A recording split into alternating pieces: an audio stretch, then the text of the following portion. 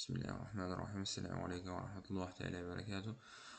Bugun biz arab tilida klaviaturada qanday qilib yozish tezligini oshirishga yordam beradigan saytni ko'rib chiqamiz va brauzerimizga kirib olamiz hamda ushbu narsani yozamiz.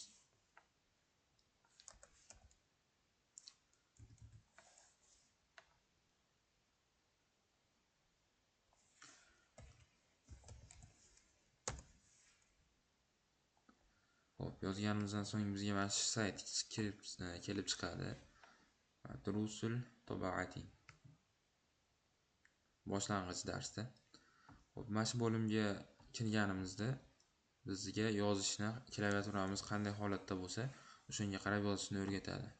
Va barmoqlarimiz ko'rib turganingizdek mana qanaqa qilib qo'yilishi va qanaqa qilib tarzda ketishini ham birma-bir tushuntirib beradi. Masalan,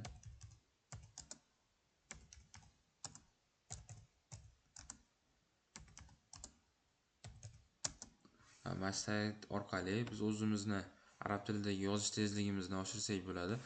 Boshida bizga buni har bir harflarni qayerda joylashganligini va qaysi qo'l bilan bosilganda, ya'ni barmog'imiz bilan bosilganda qulay bo'lishini tushuntirib beradi. Undan so'ng esa borib so'zlarni tez yozishga yordam beradi. Xo'p, ushbu sayt manfaatli bo'lgan bo'lsa, haqqimizga duo qilib qo'yasizlar. Assalomu alaykum va rahmatullohi va barakatuh.